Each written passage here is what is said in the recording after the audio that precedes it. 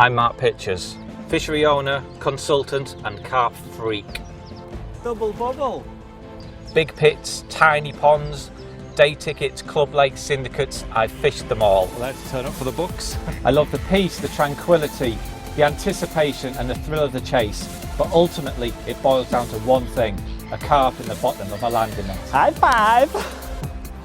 I've been the traveller in Crafty Carper. I'm now the face of Total Carp's 20s challenge, so I certainly know a thing or two about catching carp under pressure. But I now face my toughest challenge yet. Carp fishing missions set by you on Fox's Facebook page. And once the guys at Fox select that challenge, I have no option but to accept. Can I do it? Yeah. Oh, we've got him! Yes! This is the challenge.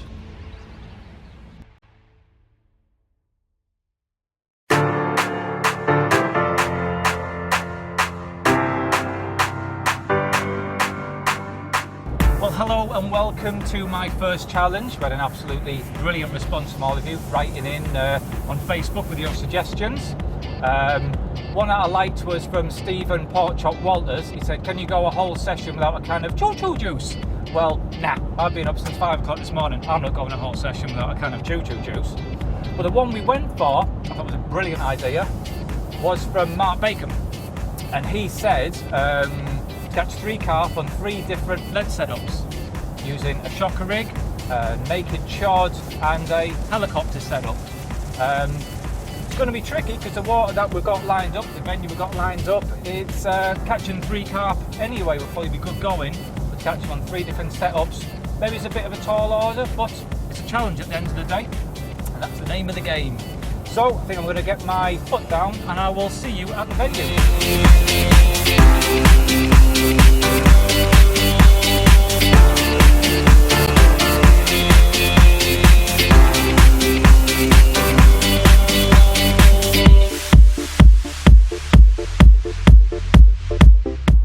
Well, here we are. This is Green Acres Fishery near Peterborough, and this is the venue I've chosen to do this challenge. It's probably one of my favourite day ticket waters, this actually. It has a superb stock of fish, a great number of 20, quite a few 30 and even a couple of 40 pounders to go at. But it isn't the easiest of waters. Catching 3 carp under normal conditions would probably be a bit of a tall order. So under the challenge rules, it's going to be an even bigger task. But, you know, that's the name of the game. Like I said, it would be boring if it was easy. But, you know, the sun's up, the temperature now, it's sort of in the mid-teens. So I think what we'll do, we'll go for a walk, and I'm confident we'll be able to find a few fish. So come with me. Hobble with me. I think the guys at Fox thought the challenge might be a bit easy, so they've given me a handicap, quite literally, and they sent the boys around last night to do over one of my ankles. So I'm a bit limpy, and there's going to be quite a lot of walking and quite a lot of tree climbing on this venue. So yeah, it's going to be a monumental task, but I'm not going to moan. Let's just get on with it and see what we can find.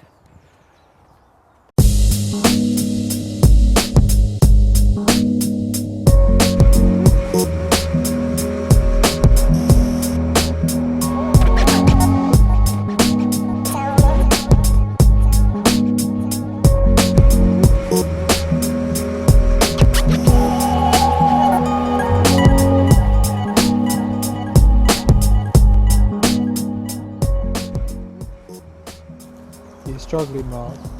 It's like the chances of me being quiet and stealthy here are like 0.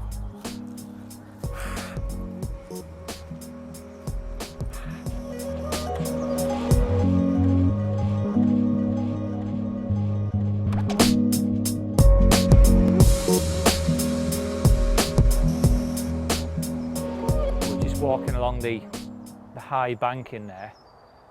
I just noticed a couple of fish tucked right tight into the snags. So I've kind of scampered down the bank to get a bit of a better viewpoint. And now I'm here, I can see there's actually quite a few fish tucked in with the noses touching, more or less touching all the overhanging branches. I mean, this is a really shallow bay. It's only a couple of foot deep. And although it was a really cold night last night, the temperature is going to get up to sort of 15, 16 degrees today. So I'll be pretty sure that as the day moves on, I think more and more fish are going to get into this warmer, shallower section of water. There's a fish just in front of me now, 2 fish.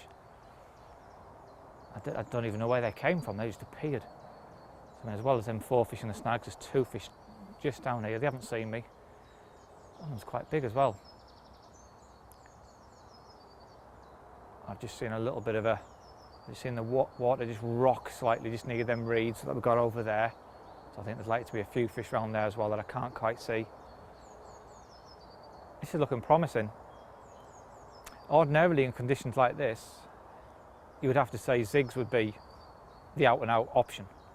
But because we've only got 2 foot of water, and there's quite a lot of, looking at it, there's quite a lot of twigs and debris on the bottom, I think this is looking great for a bit of a naked chod spot.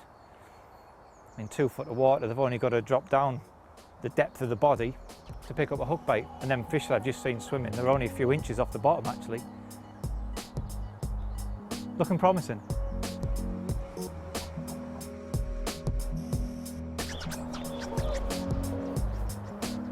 Sorry.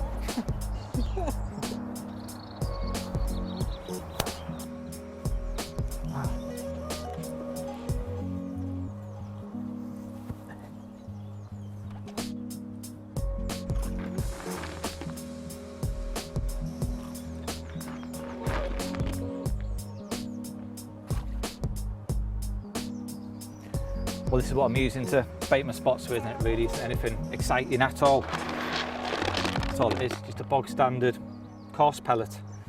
I was actually here about a month ago, and I put together a nice sort of kinky mix of hemp, corn, pellets, chopped boilies, a few maggots, and although I did catch a couple of fish, I never really got any sort of strong aggressive feeding response. Well, Dave, the fishery owner, he suggested baiting a few areas with the pellets that he feeds the fish on here, and obviously that being their natural food, they really were much keener to eat them. So this time down, I brought these pellets at home, which are the same ones I used to feed my own fish on back in my own fishery. So I'm hoping it's going to bring the desired results.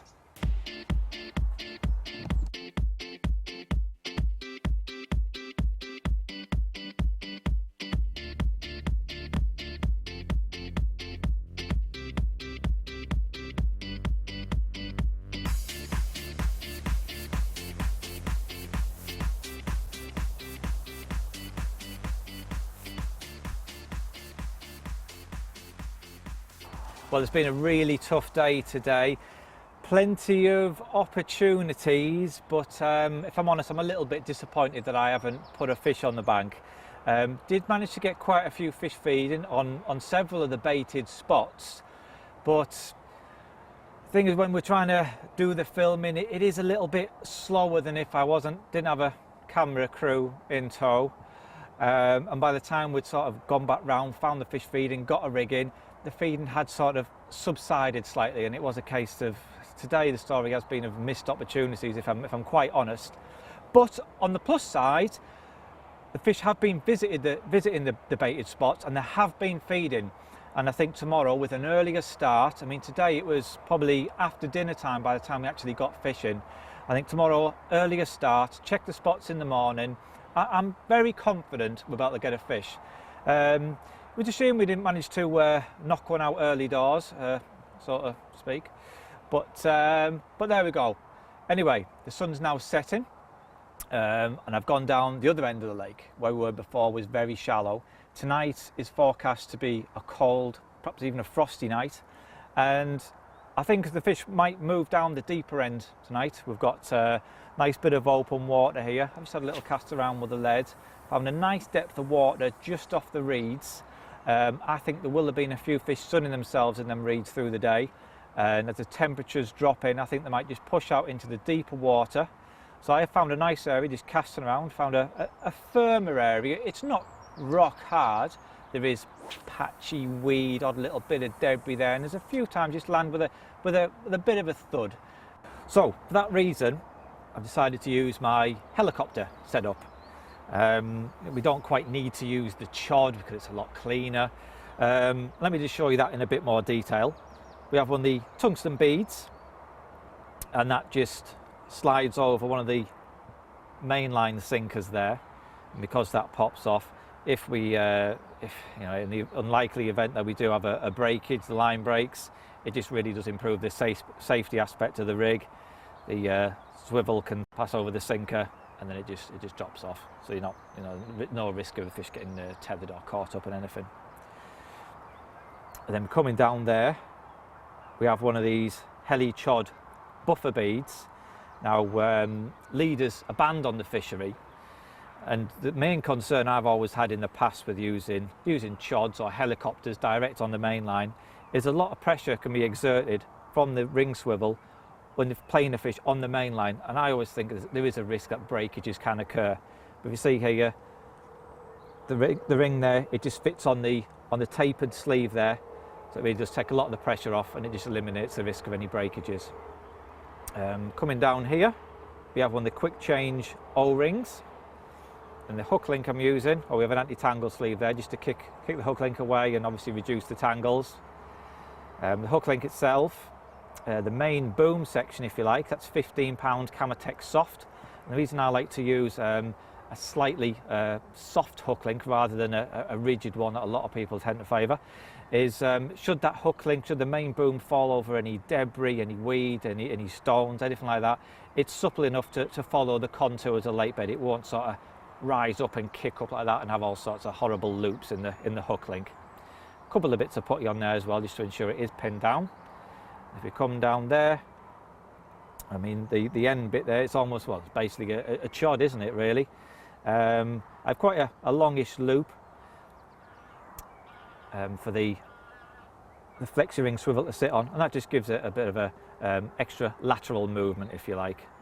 I have a tiny size 11 flexi ring swivel, and it's the rigid section is 25-pound rigidity, and we have a size 5 Armour Point SR hook, and the hook bait on this rod I've got a 14mm pink fluoro cell pop-up, and there we go.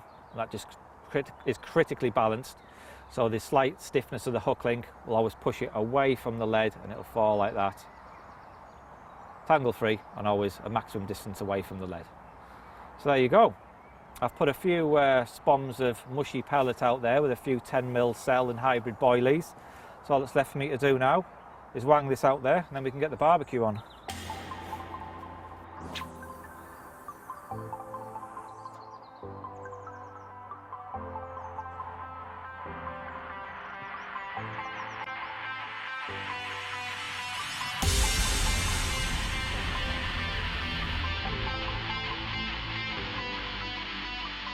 Well, it's the early hours of the morning, and I don't know what time it is exactly, but I was out for the count as soon as my head hit the pillow last night, and then I was awoken to a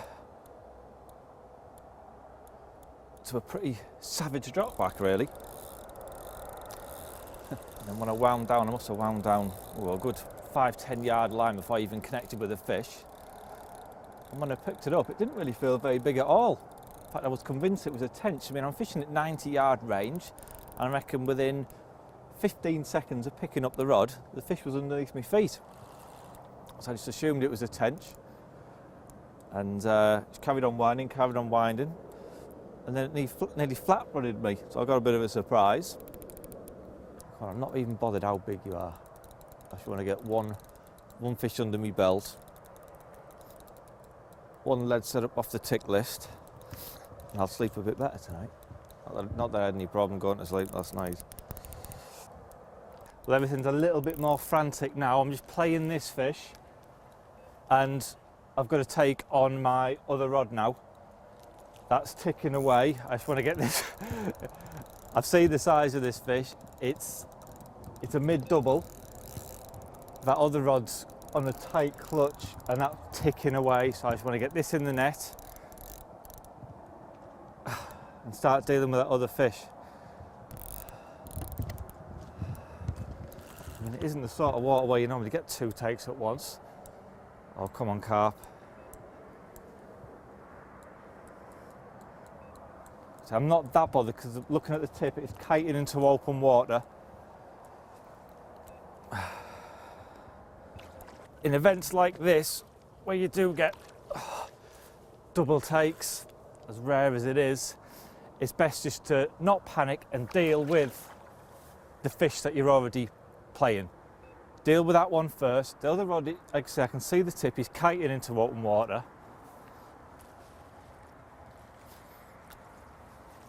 Right, that's him done. He's in the net. I don't need to worry about him.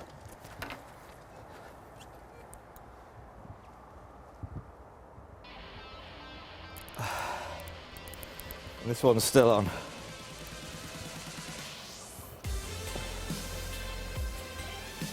This doesn't feel bad fish.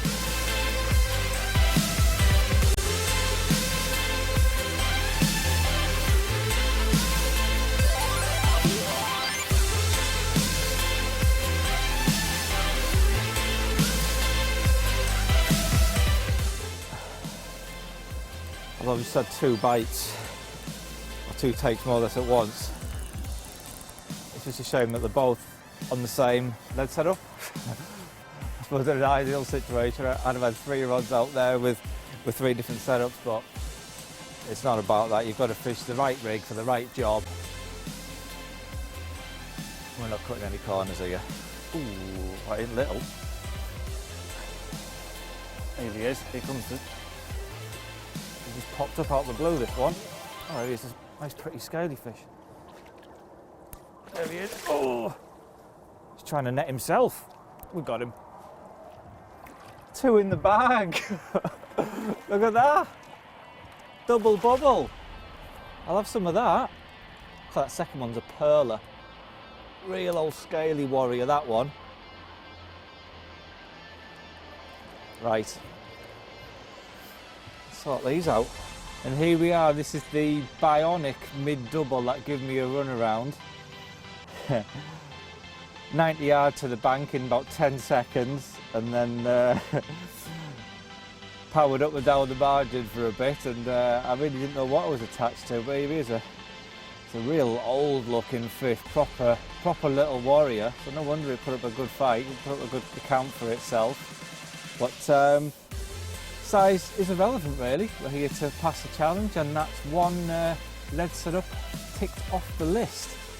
So the other one I got, that's a little bit bigger, so I think I'm going to put this one back, and then we'll take a look at the other fish. We'll have a look at that. That is one awesome looking mirror carp. He's a proper scaly old warrior, that one. Check him out. 22 pounds 5 ounces this one weighed. And well, this one came, the take came as I was playing the other fish. And because I was fishing quite a tight area of bait and putting 3 rods on it, quite often if you get a group of fish move over, it is not uncommon to get, you know, multiple takes off that spot. But I'm absolutely pleased as punch with this one. He's just a proper character fish, look at that. But as stunning as this fish is, it doesn't really help our cause in any way. It fell to the exact same lead setup as before, but I'm not really that bothered if I'm honest. This really is the icing on the cake. And speaking of icing, it's a cold night, believe me. When we brought the Inukimat over, it was covered in frost, the bivvies are white over, it really is a chilly old night. So it makes this result even more special, really. Look at him. I think tomorrow's going to be a good day.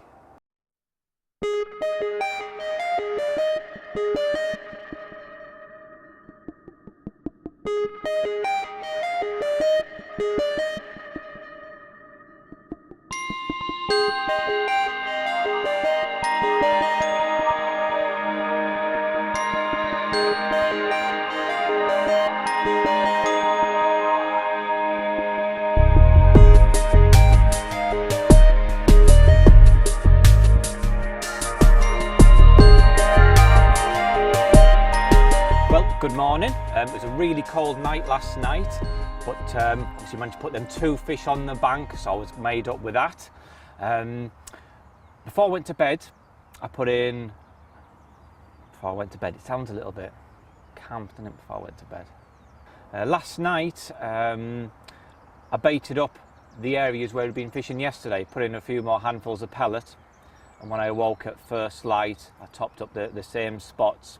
And I've just been for a walk and I've seen a few signs of feeding fish over one of the spots, quite a few bubbles, so definite feeding fish activity. So what I'm going to do now, I'm going to get the shocker rig set back up, fresh hook bait, and I'm going to nip down there and see if we can bag a fish and get the shocker rig ticked off.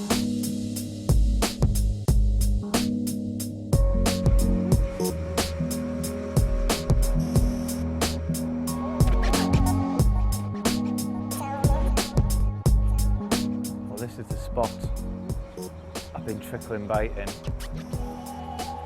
I can already see there's a few fish there. I tried fishing this spot yesterday. It's quite a steep, well, it's not even steps down to the pegs, quite a steep bank down to the pegs. And yesterday when my ankle was goosed, I wasn't the most stealthy person.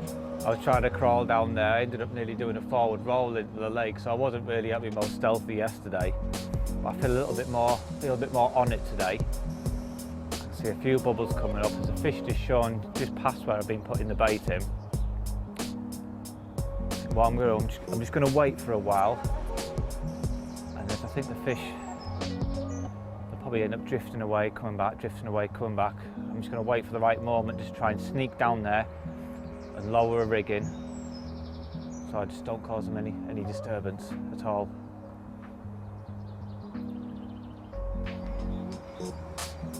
I can't see anything, so I'm going to lower a rig in now.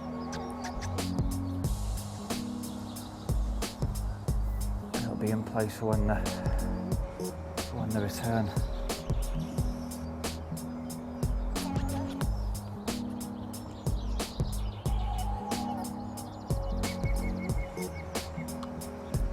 Well, typically, just as Harry ran out of tape, the cameraman ran out of tape, the rod screamed off. It isn't a big fish. I've been playing it for a while so that he'd hurry up and catch it on film. It isn't a big fish at all, but if I can get it in the net, it's another rig ticked off the list. Yes, and there we go, shocker rig done and dusted. That rig had only been in the water 30 seconds. He's not a big one, but he'll do nicely. That really does highlight the importance of pre-baiting spots, priming spots, getting them feeding confidently. I mean, that had been fed last night, fed again this morning, dropped a rig in, 30 seconds, boom, job done.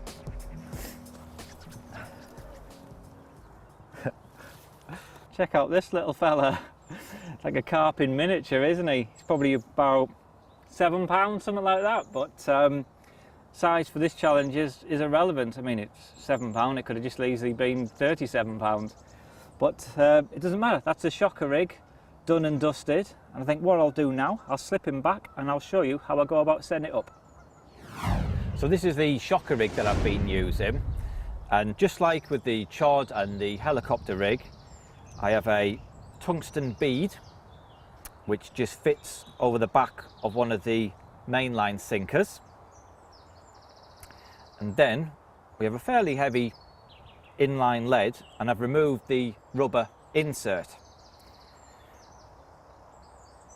And then if we come down, what I've got here is one of the anti-tangle sleeves, which is in effect really putting the line backwards, and that obviously acts as a buffer, so this, when the lead slides down, it just comes to rest over the swivel there like that. And the beauty of this rig is you get the best of both worlds really. It's kind of you get all the benefits of a running rig and all the benefits of a bolt rig. The line can travel very freely through the lead, so the fish has a little bit of confidence. It can move a few inches, and then the lead will hit the backstop and bang, he's nailed, game over. Now at this stage I think it's very important to point out that when you're fishing the shocker rig, you must never have anything actually fixed on the main line above the lead.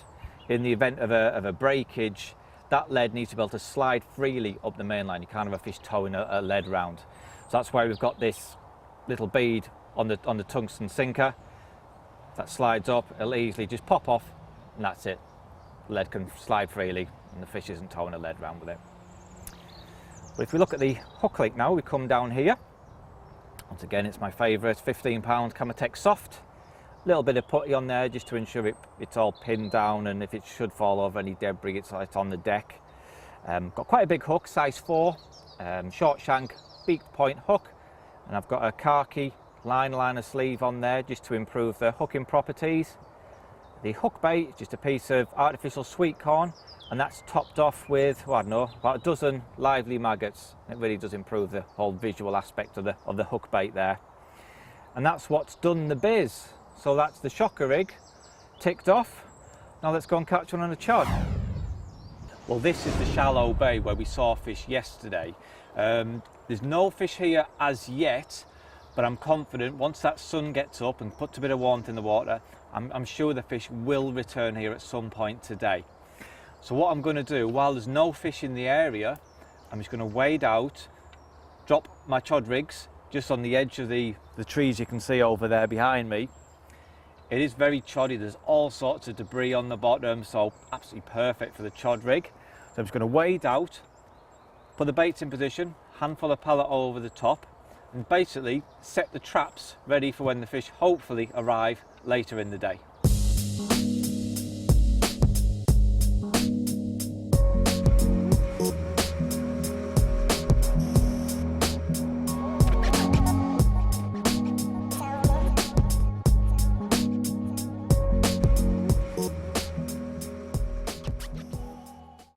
Well, here's my chod set up. I mean, what can we say about a chod that hasn't already been spoke about or written before 100 times over? But here's how I fish it.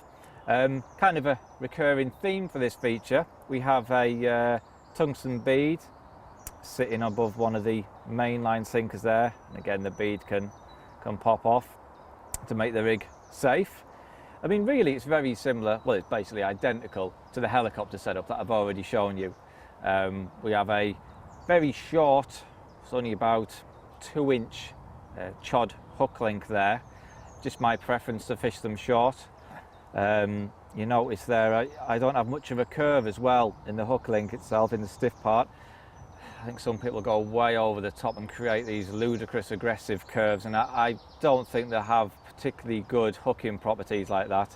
So I prefer just a slight curve that I just put in with my fingernail. Hook is a size 5 SR hook, and that's a 14mm cell fluoro white pop-up. Coming down the line, we have the heli chod buffer sleeve. See, that just protects the line from the pressure that can be exerted when you're playing the fish on the ring swivel there. And it's got a very lightweight flat pear lead, and that's it. It's very simple, but I'm really hoping it's going to work for me today, and then we can get the challenge done and dusted.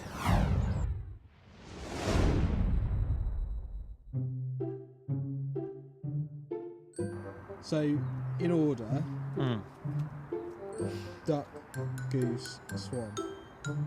What? Eat? What? What? How much you hate them? I'll be honest, I'm not racist in any way. I don't think you can really differentiate between them. To do so would just be pure racism. So you don't hate swans more than ducks? I class them all as equal. So should you. Racist. What about grebes? You didn't even say him, did you? You didn't even mention a grebe. Yeah, they're not annoying. It's an aquatic dwelling bird. Coots. Didn't even mention coots. Racist. Okay. Moorhens. Didn't even think about them. What are they called? Moorhens. You call them moorhens, don't you? Yeah. Which suggests They're there not is moorhens. lots of them. Moorhens? Moorhens. See, that's not even it. Moorhen. More what? More of them? What are you having for dinner? Barbecue. Is that how you say it? We just call it BBQ. It's quicker. It's takes less time to say it, and you can actually get more time eating because it's quicker to say it. Abbreviated BBQ. So extra sausage you can eat. By the time you shorten that down, one extra sausage you can eat by shortening it. There you go. You can learn a lot from us Northerners. Howie man, get the barbecue on the go. Selection of meats from various different animals. Here we have cow, we have sheep, and we have pig. Favourite thing about barbecues? Favourite thing? Probably the food poisoning. No, that's my least favourite thing. Favourite thing about barbecues? Is there a good thing about them? When I do it, you are guaranteed food poisoning. Or just burn it. So I'm in for food poisoning tonight. Well, you asked for your food cooked, and that to me is a sign of a fussy eater.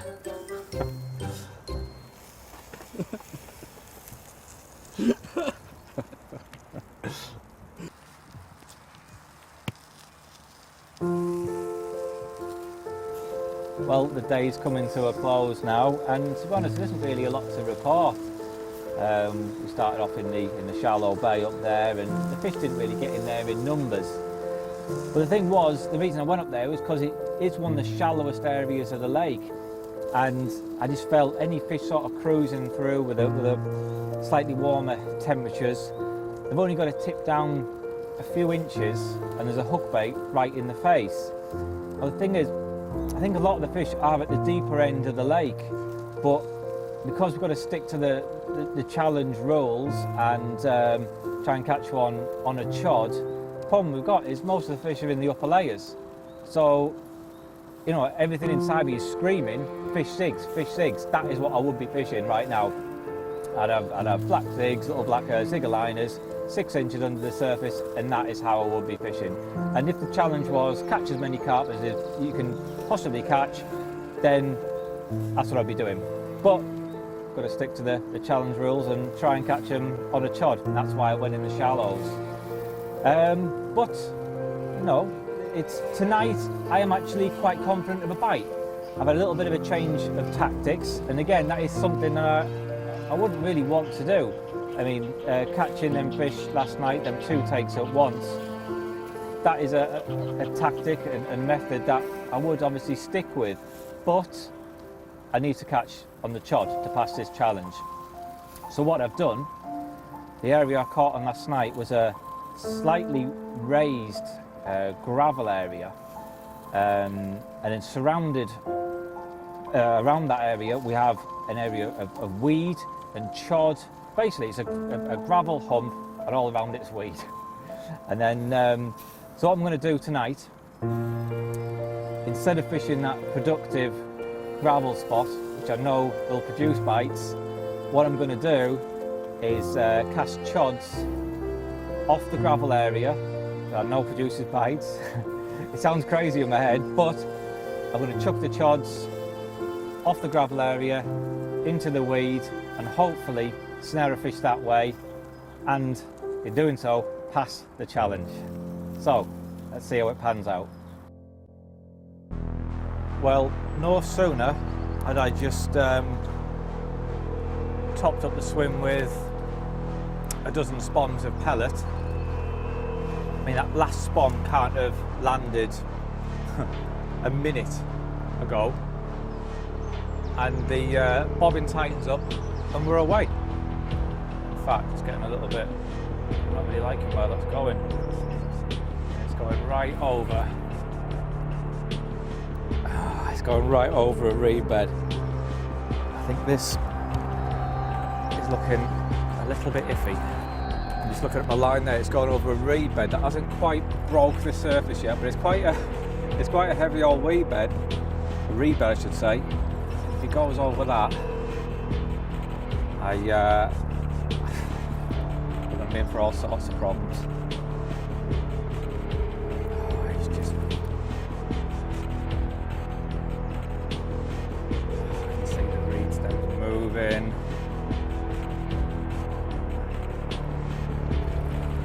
Plus I've got the problem, there's overhanging tree to my right.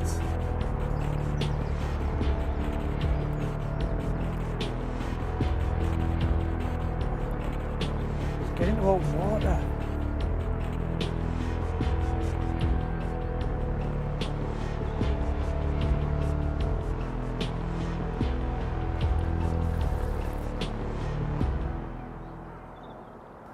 Well, I can barely believe it. Cameraman, please can you throw me my landing net?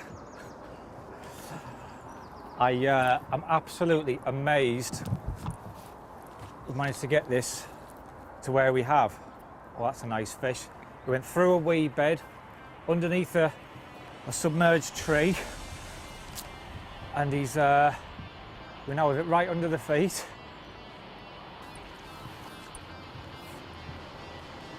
Come on. Oh, we've got him! Yes! I can't believe we managed to get him in. That is not a bad fish at all. And it's one on the chod. Job done. Get in there. Oh, what a fish to do it with as well. He's a cracker.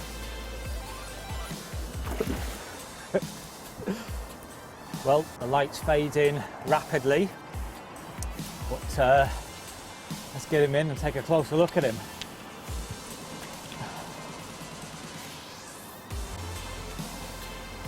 Check how his fins are all flush to his body before you pick him up. Make sure his tail's straight. Make sure nothing's caught in the mesh. Oh, he's heavy. He's heavier than I thought. Ow. Oh, he's a proper chunk.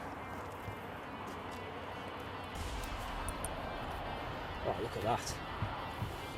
Look at that.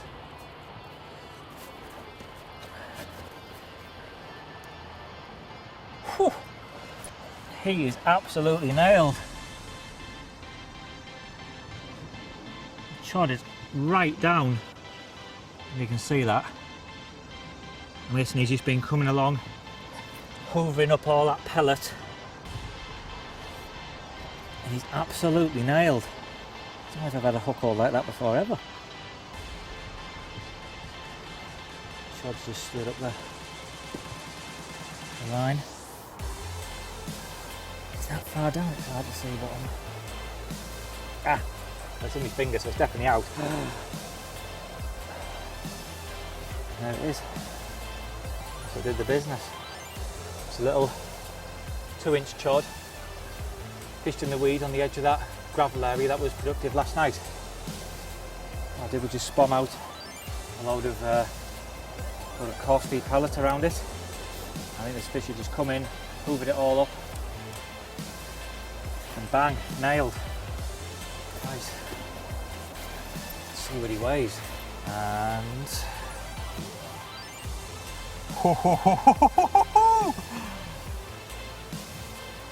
31.3. How's about that? Oh, what a fish to cap it off. Oh, he is awesome. I'm absolutely made up with that, as I'm sure you can tell. What a fish. Oh, well, have a look at that.